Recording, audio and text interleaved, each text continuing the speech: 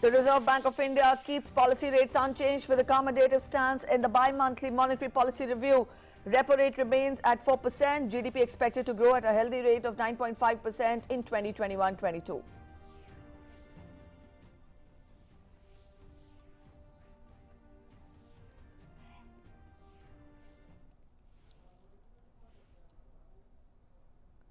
Both houses of parliament witnessed continuous ruckus amid sloganeering by opposition MPs over Pegasus project, media report and farmers' issues.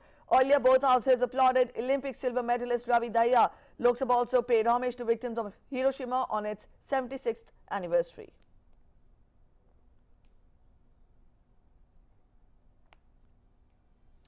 In a first-of-its-kind initiative, Prime Minister Narendra Modi to virtually interact with heads of Indian missions abroad and stakeholders of the trade and commerce sector today. Prime Minister to give a clarion call for local goes global, make in India for the world.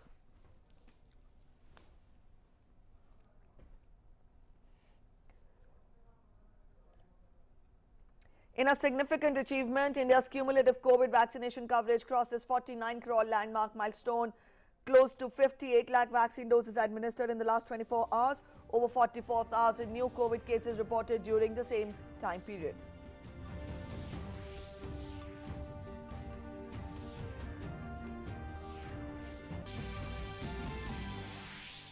India slams OIC for reference to Jammu and Kashmir, saying the organization has no locus standi in matters relating to Jammu and Kashmir. India also lodges firm protest with Pak High Commission in New Delhi over attacks on minority community and their places of worship in Pakistan.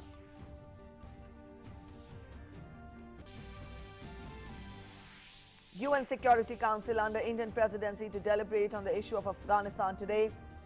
India to share its vision and perspectives on Afghanistan, says looking forward to productive deliberations on this important issue.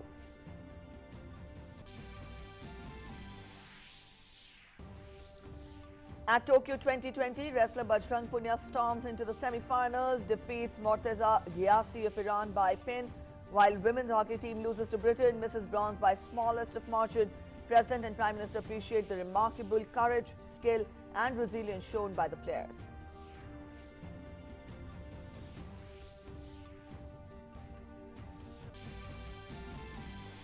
Rain interrupts play on second day of first test between India and England at Trent Bridge.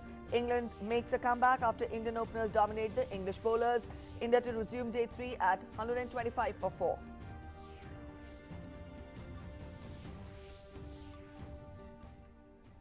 Hello, you're watching DD India and I'm Preeti presenting the bulletin. Our top story first. Announcing the August bi-monthly monetary policy, RBI Governor Shaktikant Das said the Monetary Policy Committee continues to maintain its accommodative stance. The Reserve Bank of India has projected for real GDP growth has been retained at 9.5% for financial year 2021-22. The real GDP growth for the first quarter of 2022-23 is projected at 17.2%. The projection for real GDP growth is retained at 9.5% for 2021-22, and this consists of 21.4% in Q1, 7.3% in Q2, 6.3% in Q3 and 6.1% in Q4 of 2021-22. Real GDP growth for Q1 22-23, that is next financial year, is projected at 17.2%. The Consumer Price Index, or the CPI, inflation has been projected at 5.7% for financial year 2021-22, while CPI inflation for the first quarter of 2022-23 has been pegged at 5.1%. Inflation is above tolerance level in June, but price momentum moderated. CPI inflation is now projected at 5.7% during 21-22, and this consists of 5.9% in Q2, 5.3% in Q3 and 5.8% in Q4 of 21-22, with risks broadly balanced. CPI inflation for the first quarter of 22-23, that is the next financial year, is projected at 5.1%. Maintaining the status quo, RBI has kept the repo rate unchanged at 4%. The governor said that the committee took the decision to keep the repo rate unchanged to mitigate the impact of COVID-19. The monetary policy follows the 3-day review meeting of the 6-member MPC, which had begun on Wednesday. Based on an assessment of the evolving domestic and global macroeconomic and financial conditions and outlook, the MPC voted unanimously to keep the policy repo rate unchanged at 4%. The MPC also decided on a 5-to-1 majority to continue with the accommodative stance as long as necessary to revive and sustain growth on a durable basis and continue to mitigate the impact of COVID-19 on the economy while inflation remains within the target going forward. Marginal Standing Facility or the MSF rate and bank rate also remain unchanged at 4.25%. The Monetary Policy Committee also kept reserve repo rate unchanged at 3.35%. The marginal standing facility, that is MSF rate, and the bank rate remain unchanged at 4.25%. The reverse repo rate also remains unchanged at 3.35%. In a first-of-its-kind initiative, Prime Minister Narendra Modi will interact with heads of Indian missions abroad along with stakeholders of trade and commerce sector of the country today at 6 p.m. via video conferencing. The event will make a clarion call by Prime Minister for local goes global, make in India for the world. Exports have a huge employment generation potential, especially for the MSMEs and high labor-intensive sectors, with a cascading effect on manufacturing sector and the overall economy. The purpose of the interaction is to provide a focused thrust to leverage and expand India's export and its share in global trade. The interaction aims to energize all the stakeholders towards expanding our export potential and utilizing the local capabilities to fulfill the global demand. Union Commerce Minister and External Affairs Minister will also be present during the interaction. This interaction will also witness participation of secretaries of more than 20 departments, state government officials, members of export promotional councils and also chambers of commerce.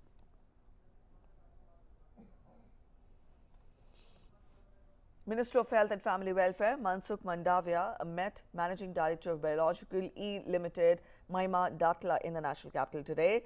Mahima Datla briefed the minister on the progress of their upcoming COVID-19 vaccine Corbevax. Also, the health minister assured all the government support for the vaccine to Hyderabad-based Biological E Limited.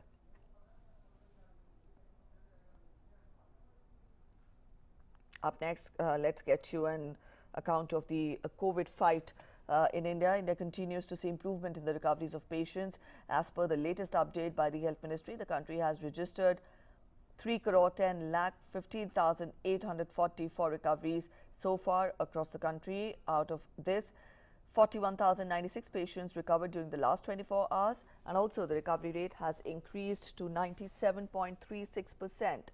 44,643 daily new cases have been reported in the last 24 hours. India's active caseload currently stands at 4,14,159. Active cases constitute 1.3% of the total positive cases. Weekly positivity rate continues to remain below 5% and currently stands at 2.41%. The daily positivity rate stands at 2.72%, which is less than 3% for the last 11 days. With substantially ramped up testing capacity across the country, a total of 16,40,287 tests were conducted in the last 24 hours in the country. Also, India has conducted over 47.65 crore tests so far in all.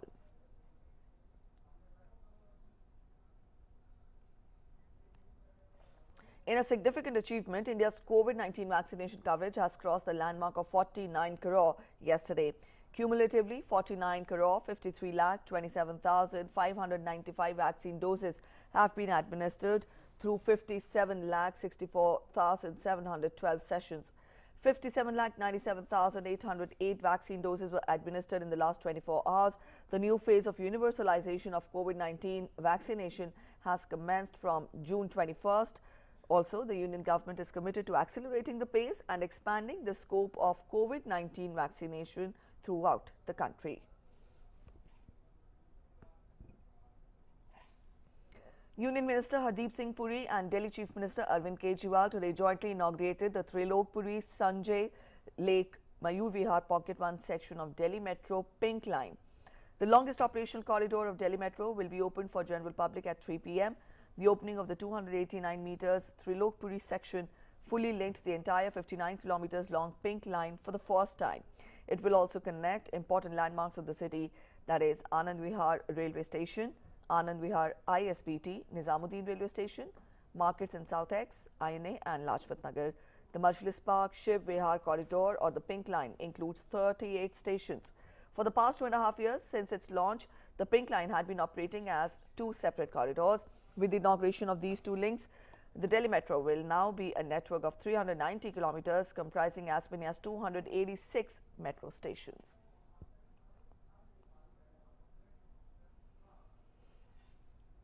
External Affairs Minister Dr. S. Jaishankar is on a two-day visit to Iran. On Thursday, the External Affairs Minister was in Tehran, where he represented India at the swearing-in ceremony of Iran's new president, Ibrahim Raisi. During his visit, Dr. Jaishankar will call on President Raisi and also hold talks with other leaders on the sidelines. Visit of Dr. Jaishankar will be an opportunity for the two sides to exchange notes on regional developments. Meanwhile, India has scheduled an urgent discussion on Afghanistan, where violence has escalated in the recent past.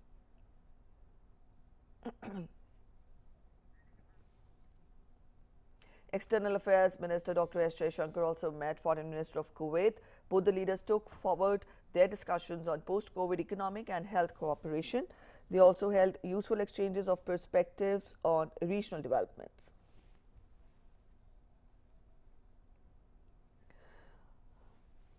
External Affairs Minister also met Foreign Minister of Nicaragua. He appreciated his warm words for our projects in power, health and ICT. He added cooperation between India and Nicaragua is a model of South-South solidarity. Dr. S. Jaishankar also met Foreign Minister of Bolivia. Both the leaders discussed development partnership and multilateral cooperation. He also met Foreign Minister of Oman. Both the leaders discussed strong bilateral partnership, GCC developments and also regional issues. He said that they look forward to working with him closely.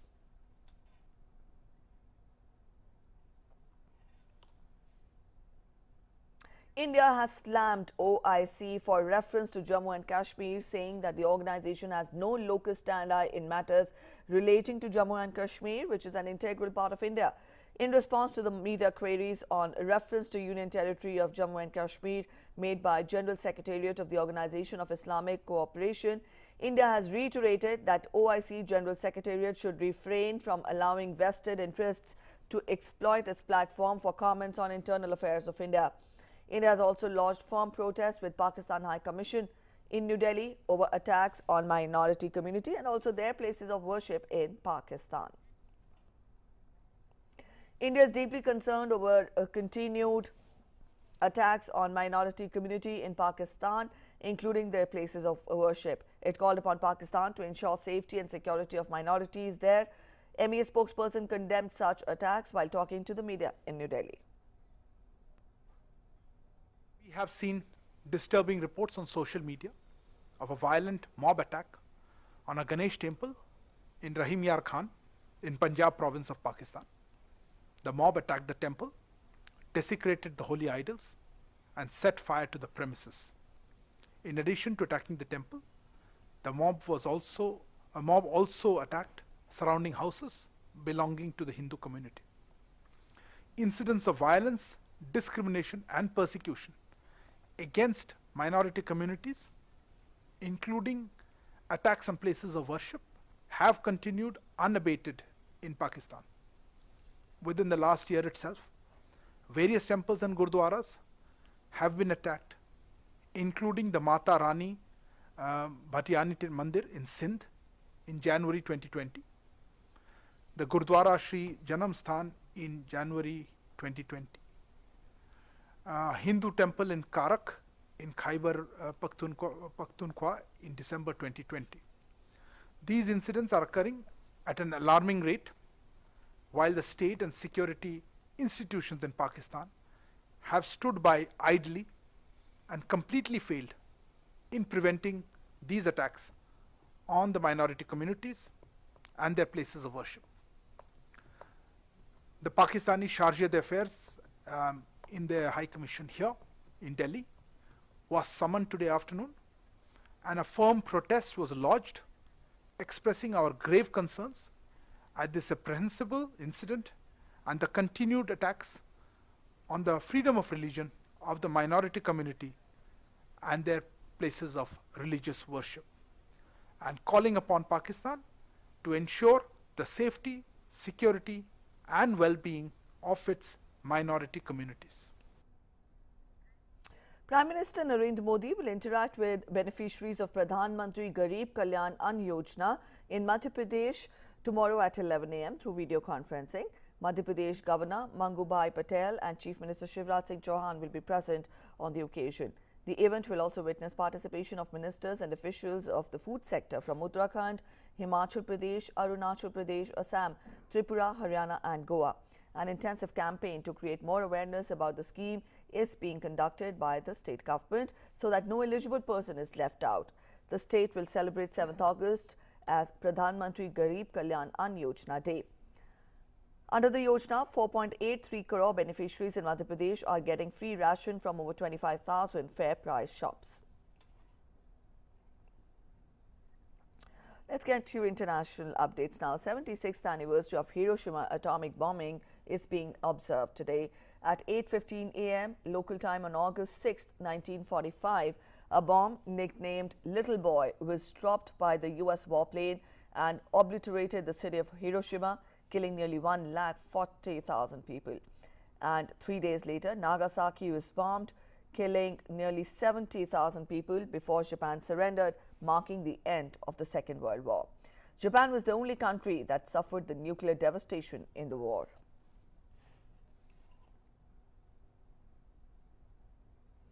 In a message to Hiroshima Peace Memorial, UN Secretary General Antonio Guterres paid tributes to the victims and survivors of the atomic bombing of Hiroshima and expressed his deep concern by the lack of progress towards the goal of a nuclear-free world. On this day, 76 years ago, a single nuclear weapon brought unimaginable suffering to the people of this city, killing tens of thousands of people instantly, tens of thousands in its aftermath, and many more in the following years. Hiroshima is defined not only by the tragedy unleashed on it. The unparalleled advocacy of its survivors, the Hibakusha, is a testament to the resilience of the human spirit. They have dedicated their lives to sharing their experiences and campaigning to make sure no one else suffers their fate. The United Nations share the Hibakusha's vision of a world without nuclear weapons. This was the subject of the first ever General Assembly resolution passed just 5 months after the bombing of Hiroshima and the Treaty on the Prohibition of Nuclear Weapons, which entered into force on 22 January this year. And up next, we're heading for a short commercial break. Stay with us. We'll be back in a short while.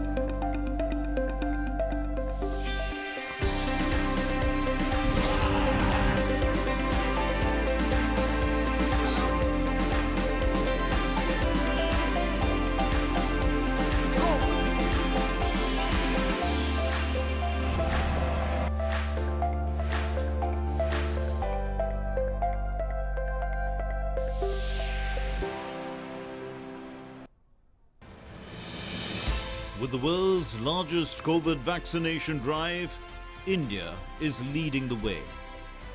As the vaccine reaches every corner of the nation, do not forget the mantra, Dawai bhi, Kadai bhi. Let's continue our fight against COVID-19. Vaccination along with social distancing, sanitization and masks. Mask up! India. Put your mask on and cover your nose and be safe. Mask Up India.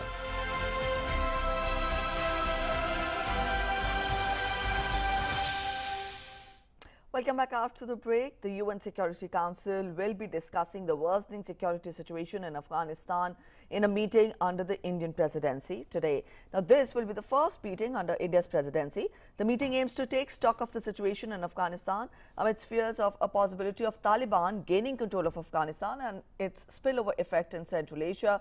Russian and Uzbek special forces are carrying out joint exercises in Uzbekistan. We get you a detailed report. United Nations Security Council is all set to discuss the evolving situation on Friday, the 6th of August, under Indian presidency. India is the president of the council this month and decides the agenda of the body. The Indian envoy to the United Nations, T.S. Tirumurthy, tweeted, UN Security Council will meet on Friday, the 6th of August, under Indian presidency to discuss and take stock of the situation in Afghanistan. This development follows a request by the Afghan Foreign Minister Hanif Atmar. He requested External Affairs Minister Dr. S. Jaishankar to hold a special council on the situation in Afghanistan. India has been supporting the government and people of Afghanistan in realizing their aspirations for a peaceful, democratic and prosperous future, where the interests of all sections of Afghan society, including women and minorities, are protected. We are closely monitoring the evolving security situation in Afghanistan, and we continue to call for an immediate and comprehensive ceasefire. A car bomb blast followed by sporadic gunfire announced the arrival of the intense war in Afghanistan to its capital Kabul on Tuesday. The explosions' echo, however, have reverberated way beyond the confines of the fortified city of Kabul. The world is on the edge as the fighting rages in Afghanistan, terrified about the possibility of a Taliban gaining control of Afghanistan and its spillover effect on the immediate neighborhood. That perhaps explains these visuals. Special forces of Russia and Uzbekistan taking part in joint exercises in Uzbekistan amid fears in both countries that a worsening security situation in Afghanistan could spill over into Central Asia. The separate drills are taking place on August 5th to 10th and involve Russian, Tajik and Uzbek forces. Earlier, troops from Russia and Uzbekistan also took part in joint combat training in Uzbekistan. On the other hand, world is concerned about the humanitarian crisis that is sweeping many parts of Afghanistan. The United Nations is deeply concerned about the safety and protection of tens of thousands of people in Afghanistan's Lashkar-Gah who could be trapped by heavy fighting between Afghan government forces and the Taliban. Fighting has been particularly heavy around the city of Herat near the western border with Iran and Lashkar-Gah and Kandahar in the south. Our humanitarian colleagues also tell us that in Helmand and Kandahar, there are reported increased civilian casualties, destruction or damage to civilian houses, as well as to critical infrastructure, including hospitals. The Taliban have stepped up their campaign to defeat the US-backed government since April as foreign forces complete their withdrawal after 20 years of war. Bureau Report, DD India. Prime Minister Narendra Modi lauded Major Dhyan Chand, who was among India's foremost sportspersons, who brought honor and pride for the country. It is fitting that our nation's highest sporting honor will be named after him. I have been getting many requests from citizens across India to name the Khel Ratna Award after Major Dhyan Chand. I thank them for their views, respecting their sentiment. The Khel Ratna Award will hereby be called the Major Dhyan Chand Khel Ratna Award. Jai Hind.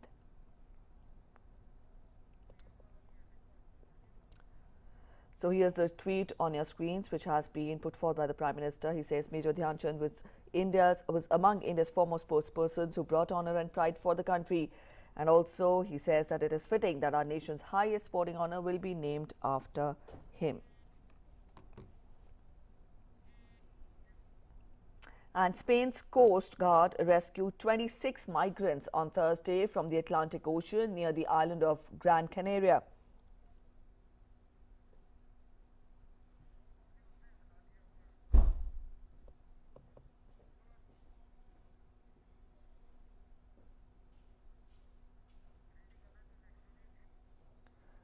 And up next, we get you. All right, we now get you some news on the weather situation across the world. In Greece, wildfires north of Athens leapt back to life on Thursday as soaring conditions persisted and emergency crews battled blazes across Greece for a third day running. A wall of dark smoke rose high above the Greek capital. Residents fled suburbs. Asylum seekers were evacuated. Firefighters had managed to control some of the blazes near Athens earlier in the day, but the winds fanned them back into life, with flames burning close to the motorway connecting Athens to the northern region.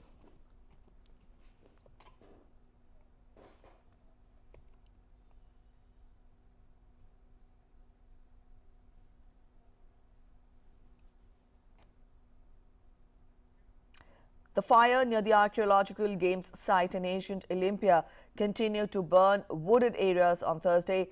The site where the Olympic flame begins its journey to the city hosting the modern Olympics is one of Greece's most popular tourist attractions. In 2007, the same area was ravaged by wildfires that killed dozens of people but spared Olympia's ruined sports venues and also temples. Greek Prime Minister has meanwhile urged people to comply with evacuation orders and avoid unnecessary travel. Earlier, the Greek FM also visited an area in the western Peloponnese near the site of the ancient Olympic Games, where firefighters fought all night to save one of Greece's best-known archaeological sites. Authorities meanwhile warned of more blazes today as temperatures hovered around 40 degrees Celsius. More than 150 wildfires have broken out across Greece since Tuesday, destroying houses, forcing the evacuation of dozens of towns and villages and burning thousands of acres of forest land.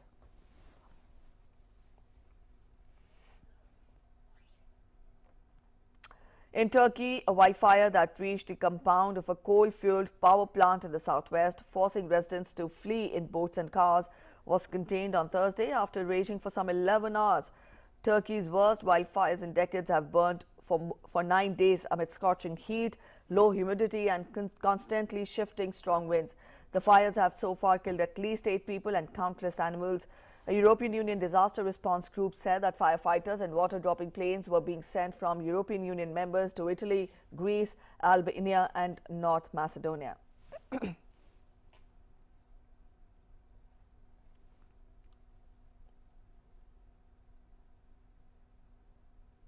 The Andes mountain range, which draws the skiers to South America, is facing historically low snowfall this year during a decade-long drought that scientists link to global warming.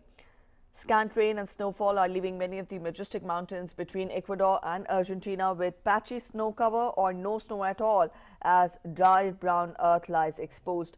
Satellite images from July 2020 and this year show a marked decrease in the snow cover.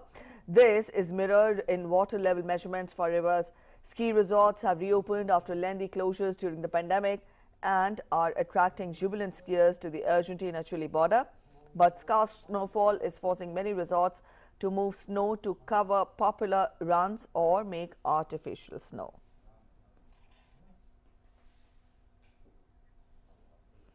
Iran's President Ibrahim Raisi has promised to take action to lift harsh sanctions imposed by the United States and bridge the gap with dissatisfied Iranians.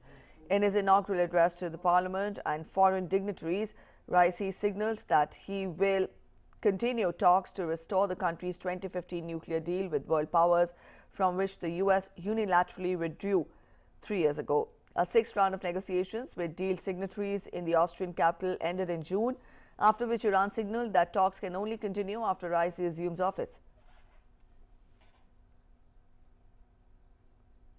U.S. President Joe Biden has offered temporary safe haven to Hong Kong residents in the United States. Biden directed the Department of Homeland Security to implement a deferral or removal for up to 18 months for Hong Kong residents currently in the United States, citing compelling foreign policy reasons. The White House said that the move made clear the United States will not stand idly by as China breaks its promises to Hong Kong and also to the international community.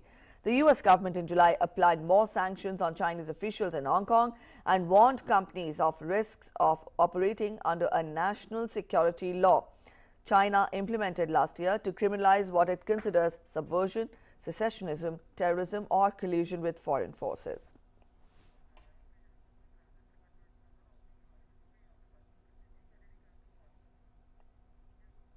All right, just a short while back, we told you about the Prime Minister. He has tweeted that Major Dhyan Chand, he rather hailed the contribution of Major Dhyan Chand among India's former sports persons who brought honor and pride for India. He took to Twitter and said that it is fitting that our nation's highest sporting honor will be named after him. I have been getting many requests from citizens across the country to name Khel Ratna Award after Major Dhyan Chand. I thank them for their views, respecting their sentiment. Khel Ratna Award will hereby be called Major Dhyan Chand Khel Ratna Award. Jai Hind. To talk more about it, our correspondent Narayan is joining us. Narayan, Khel Ratna Award, the biggest honor in the field of sports, the biggest sporting honor, will now be named as Major Dhyan Chand Khel Ratna Award. Tell us more about it. Also, it is indeed recognition of the hard work. It is indeed the recognition of the devotion, dedication that sports persons put not just into their own sport but also for the honor of the country. We can say that now the Rajiv Gandhi Khel Ratna Awards will be called Dhyan Chand, Major Dhyan Chand Khel Ratna Award, a true tribute to the legend of the game, the magician of the hockey. And definitely he got the he got the recognition, got all the he has done for the hockey, for the India, and not for the India. The fans of Major Dhyan Chand was everywhere throughout the hockey. He mesmerized the whole world through his magical hockey. And we talk about the really very good initiative by PM Modi, and just true tribute to the legend of the game by changing the name of the Khel Ratna Award, and now it will be called as the Major Dhyan Chand Khel Ratna Award. So if we talk about the Dhyan Chand, he used to score the goals like the runs are scored in the cricket. So he was known for his hockey throughout the world. He won gold for the India at the Olympics, and he also won many tournaments for the India throughout the world, throughout the various tournaments wherever he played. So all in all, a great initiative by PM Modi by paying this tribute to the legend of hockey. Indeed, to the legend of hockey, and also recognizing the contribution of the men's hockey team, which they won a bronze medal yesterday after a drought of 41 years. Even though the Indian Eves missed the medal today by the smallest of the margins, but indeed the team won the hearts. So when we talk of the performance of the hockey team in Olympics this year, coming of this news could not have been at a better time, isn't it? Yeah, really.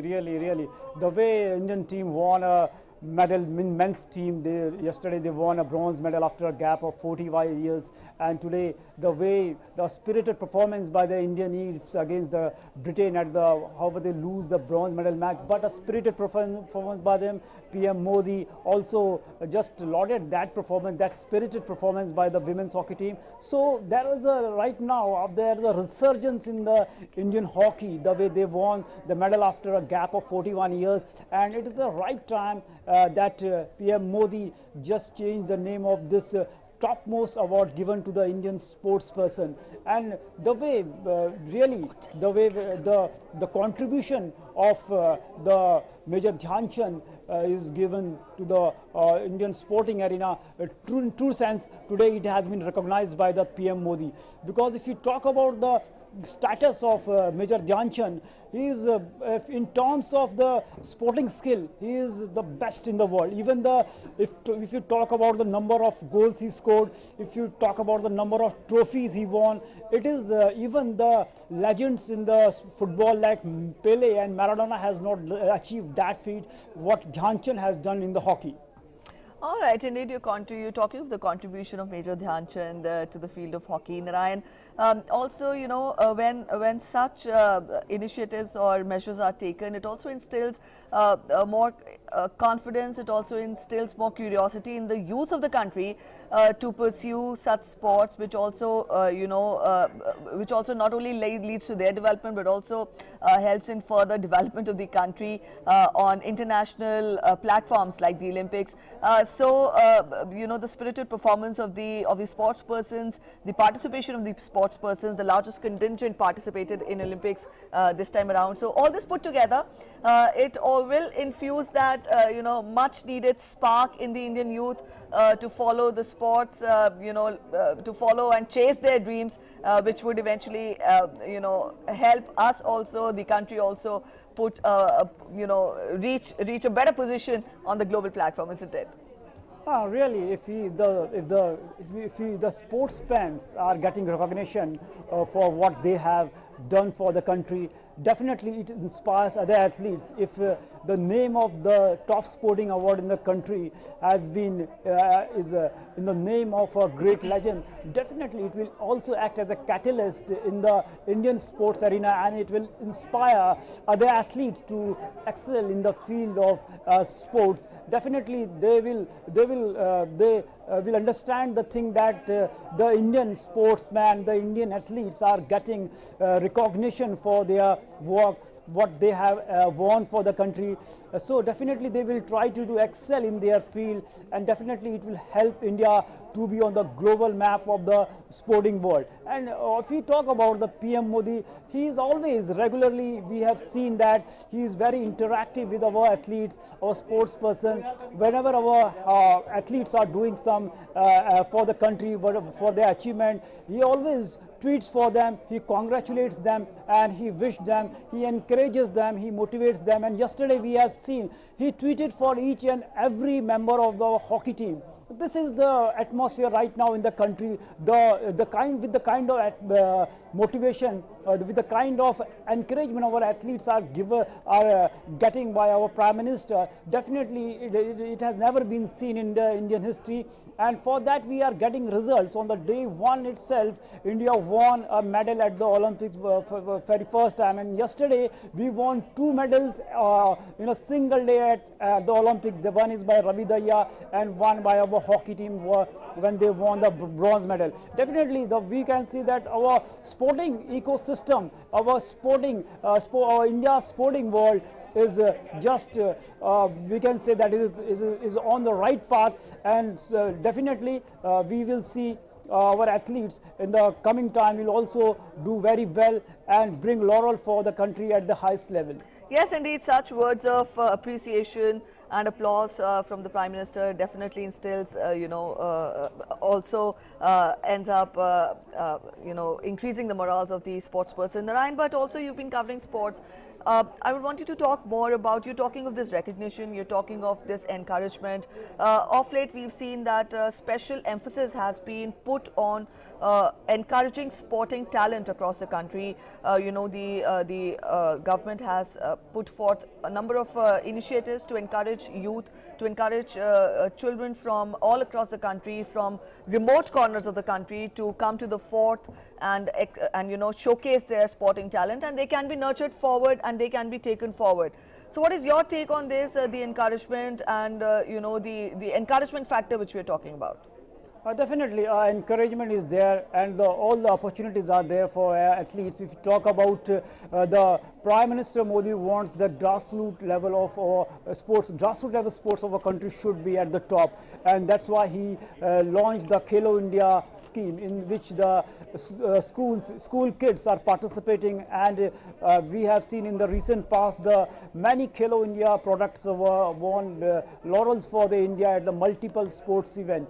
And such is the sporting ecosystem right now. Apart from that, when PM Modi came to the power, he brought the top scheme, the Target Olympic Podium scheme. And that scheme has immensely helped our athletes to do well at the highest level of the sports, that is Olympics. And we have seen in the recent past, PV Sindhu won in the 2 Olympics, that is first silver in Rio, and then in Tokyo she won bronze medal. And Lavlina Borgohain won in boxing the bronze medal, and on day one itself Mirabai Chanu in weightlifting won a silver for India. So all of them were the parts of the top scheme. If we talk about the Mirabai Chanu's case, she was sent to US within the decision was taken within the few hours because of an apparent ban on the Indian travelers to US because of the pandemic, and the decision was taken within few hours, and she went to US and she joined the world renowned physical therapist, that is Aaron Horich, which is our world-renowned conditioning coach, and that helped Chanu to improve her technique, there to reduce her pain on the back and shoulders. And because of that, directly from US, she went to Tokyo to join the Tokyo Olympics, and she won a medal for India. This is the kind of atmosphere right now in India. If you talk about PV Sindhu was want to practice at the Gachibowli Stadium in Andhra Pradesh, and she got the permission for that within hours. And so whatever our athletes are demanding, whatever they want, the government is giving every equipment, every infrastructure is right now for there within the decision are taken within the few hours. This is the atmosphere right now. So that's why our athletes, such initiative gives encouragement to athletes, and they are bringing laurels for the country. If you talk about the Khelo India schemes, in that scheme the kids are getting a scholarship of 50,000 per month. It's like a pocket allowance for them. So these kind of initiative also helps also encourages the parent, and they also the tool, and that the parents also inspires their children to take up the sports, and definitely this type of initiative will help the athletes to take up the sports, because it is also guaranteeing them the job. All the athletes who are winning medals for India, they are getting job and they are getting rewards for that. And this type of decision, definitely encourages athlete. And after now the name of the India's top-notch sporting award, that is has been changed, and it will be now called Major Dhyan Chand Khel Ratna Award. Definitely a true tribute to the Major Dhyan Chand, the legend, the magician of the game. And definitely it will inspire other athletes to take up the sports, to do well in the sports, and really a true initiative by PM Modi to give a tribute to the legend of the hockey. All right, indeed, it's a true tribute for all our viewers who are joining us late. Let's very quickly, who joined in fact just now, let's very quickly get you an update. Rajiv Gandhi Khel Ratna Award has been rechristened as Major Dhyan Chand Khel Ratna Award, and we have our correspondent Narayan joining us, and he has been telling us more about it. Narayan, very quickly, as closing comments, we're running short of time. I would want you to finally get us the closing comments as to how far will it help in rekindling the interest, the fascination of the nation in the sport of hockey again.